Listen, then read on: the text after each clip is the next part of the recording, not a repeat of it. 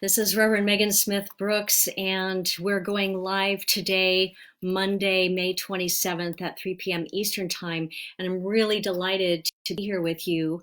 My partner in doing retreats, Terry Wilder, did a live segment a couple of hours ago.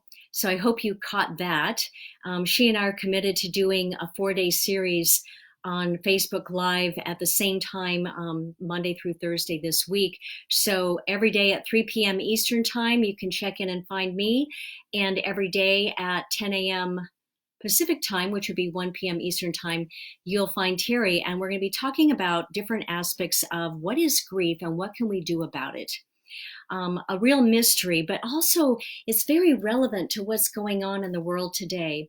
Never before has all of humanity been going through a drastic change, an unexpected change that we're thrown into uncertainty, and it's triggering what we might not even recognize as grief because we think it's depression, we think it's fear, or the fear of the uncertainty, the unexpected loss of a job or income, and then the fear of, am I going to get this disease that could take my life? And more than 50,000 people have lost their life. That's more than 50,000 families that have been thrown into this unwanted process of grief and are trying to find a way of navigating this experience in a quarantined situation, which throws it into an even more difficult scenario, and one that we don't really know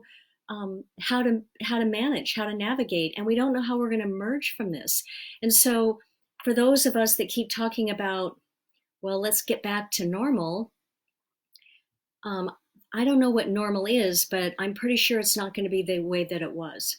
And so one of the things that my partner, Terry Wilder, who she's based in San Diego and I'm in Cincinnati, so we spent a lot of time on the phone chatting and planning. And our ultimate goal is to make a difference in the world by offering retreats for healing and transformation of grief. And it's based on each of our own stories. That, as most of you, if you're a human being and you've lived more than a couple of years, you've most likely had some kind of a grief experience in your life. And we don't talk about how to navigate it. We don't teach how to heal it. We don't even really do a good job of supporting each other in the long term of it and understanding what it is. So Terry and I have a long history of connection. I met her back in 2005 when I was a new seminary student at Unity Institute. And she was a singer-songwriter in the Kansas City area, and I had the privilege of singing as backup with her on some of the concerts and performances that we did at the Village. And we just formed a bond. And as Terry moved on in her spiritual path, and I moved on in mine once I was ordained, we continued to cross paths as she was able to come in and provide fabulous singing as a New Thought singer-songwriter in some of the churches that I served. And she found herself moving towards more vibrational healing. So she is now a certified vibrational sound healer. She plays gongs. She has a wonderful family of beautiful gongs that we're going to be using in our retreat experiences. And in her live, she's going to be talking more about vibrational healing, the benefit, why it's important and why it can support you, and how we're going to integrate it into our retreat experiences. She also is almost ready. I'm so proud of her to become a certified medical intuitive.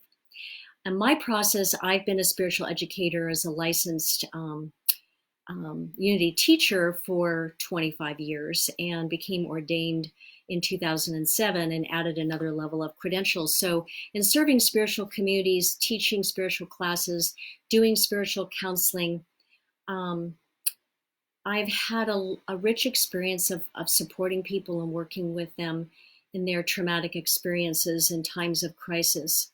But my own personal journey, as I've shared and Terry mentioned in her live, really was the catalyst for the turn in my path. And that is when my beautiful blue-eyed boy Justin, who was born just before Christmas, just in time for Christmas on December 14th, was taken from this lifetime on May 30th, 2013. And so it just flung me into this process of grief. It was unwelcomed, it was unwanted. And because I had a spiritual foundation, it gave me the opportunity to apply what I've been offering others. And I have to be honest, part of me was like, well, this sucks. I really don't want to do this. This is not something I asked for. And yet there was nothing I could do to change it. And that's one of the things when we enter into grief, it's generally not because we wanted to and we didn't choose it. And it can impact us on so many ways. As a matter of fact, I was looking in the on Wikipedia, and it said that grief is a multifaceted response to loss, particularly to the loss of someone or something that has died, to which a bond or affection has formed.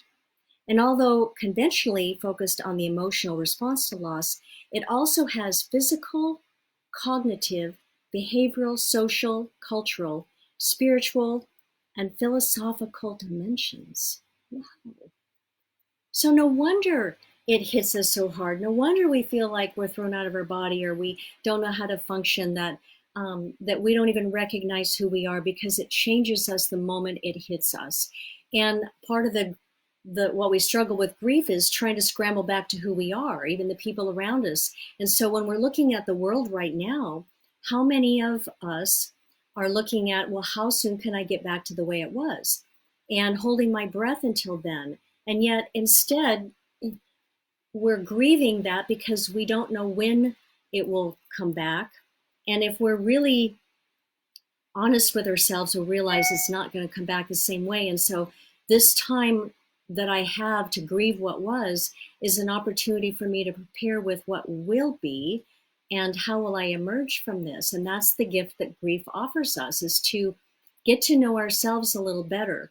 But grief also, and reluctantly, but as I sat with my experience and I started to emerge from the shock and the trauma, realized that I'm going to share something again. This comes from the book that I'll be launching in a couple of months. But I had this realization that grief slowly creeps into a part of us. It infiltrates our thoughts and feelings. It seeps into our emotions. It crawls into our heart. And we're like going, oh, I don't want you there. And yet it finds its way into the cells of our body, and it takes up and takes over how it functions. That's why it's like, I don't get it. I don't know why I'm feeling this. I don't know why I can't function. There's a part of me that I don't recognize anymore. And so I continue to write. It finds its way into every aspect of our lives, our relationships, how we respond to the world around us, our behaviors, our perception of life on every level.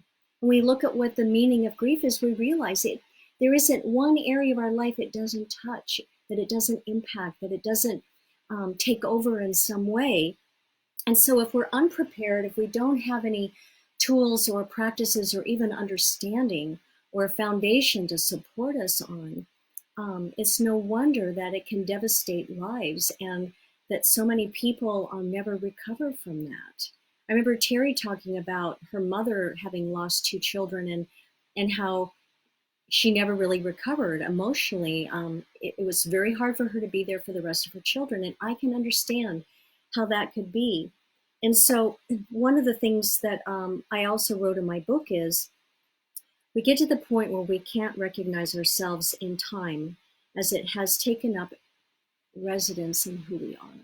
Grief takes up residence in who we are. And so I decided that the only option I had was to make friends with it, because I was going to be spending time hanging out with it for the rest of my life, whether I liked it or not. And that ultimately becomes what our choice is to decide what I'm going to do about this experience. Am I going to allow it to devastate who I am, to impact how I function, how I show up, how I thrive? My decision was that I wanted to live. I want to live because it's a way of honoring my son. It would be a dishonoring his life if I didn't choose to heal, to transform, to find a way to move forward and recognize and honor what he represented in his lifetime.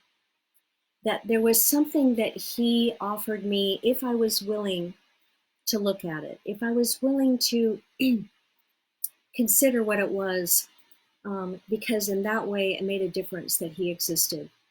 And so that's what I offer anybody that I would work through in my coaching. Um, Ultimately, I became a certified grief coach because I realized how important it was to support others in their grief process. And that's what Terry and I are doing in our retreats.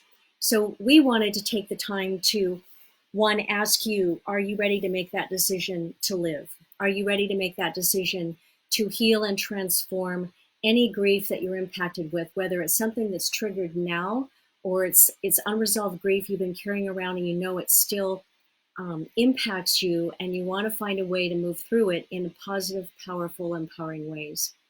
And so we're here to offer you the support, some tools and practices to use sound vibrational healing, music, guided meditations, really challenging you to go deep in yourself if you're willing to do that.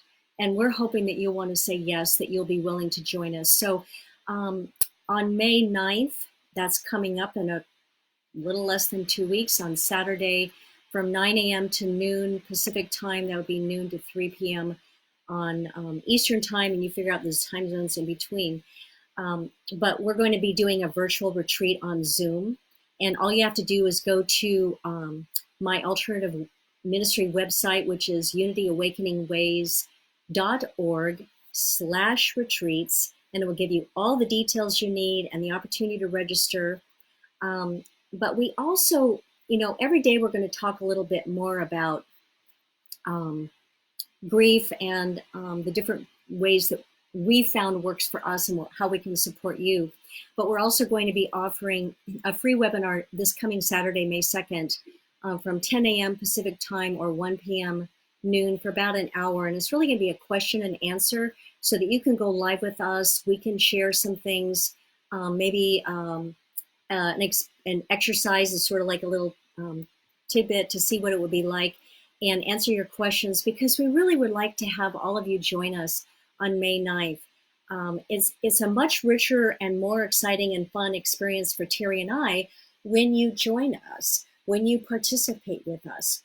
And we're calling it Unraveling Grief, Transforming Mother's Day, because that's Mother's Day weekend. But it's really about transforming grief in general and realizing that the mother within is what we honor truly on Mother's Day, but that the mother within, when we get to know her, is that nurturing, loving, healing source of support and guidance that we have every day as we journey grief, no matter what it's been triggered by in our life. So again, you'll find on the comments page, once this recording has been posted, the link, www.unityawakeningways.org/retreats. And if you want to register for Saturday, just put in the comments, send me the link, or you could email me at unravelinggrief@gmail.com and ask for that also. We're here to support you, to guide you, and I look forward to sharing more time with you these next 3 days at the same time. That will be noon Pacific time, 1 o'clock Mountain time, 2 o'clock Central time, and 3 p.m. Eastern time for more aspects of what is grief and what can we do about it. And there's lots of things we can do about it. So namaste, we love you. Here's a virtual hug, and I can't wait to spend more time with you this week. Bye for now.